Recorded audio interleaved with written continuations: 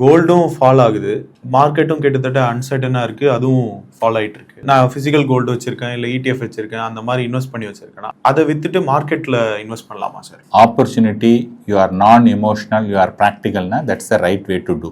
ஆனால் பண்ணுவீங்களா? நீங்கள் பண்ண மாட்டீங்க. நீங்கள் இன்னொருத்தரும் வந்து இப்போ ஃபார் எக்ஸாம்பிள் நான் இது மாதிரி ஒரு சஜஷன் சொன்னேன் அப்படின்னு சொன்னதாக இருந்ததுன்னா, பாருங்க யாராவது கோல்டு நல்லா ஏறக்கூடிய ஒரு இன்வெஸ்ட்மெண்ட்டு அதை போய் வித்துட்டு போய் மார்க்கெட்டில் போட சொல்கிறாங்க அப்படின்னு தான் அவங்க சொல்லுவாங்க. பட் நீங்கள் 2 years 3 years down the line பார்த்தீங்க அப்படின்னதுன்னா, இதே ஒரு இந்த இன்டர்வியூவே நம்ம வந்து ஒரு 2 years கழிச்சு ரிவ்யூ பண்ணோம் அப்படின்னதுன்னா இட் மேக் சென்ஸ். கரெக்டு, அன்றைக்கி கோல்டை விற்று நீங்கள் இதில் போட்டிருந்தா நீங்கள் நல்ல ரிட்டர்ன் கிடைச்சிருக்கு அப்படின்னு சொல்கிறதுக்கான வாய்ப்புகள் நிறைய.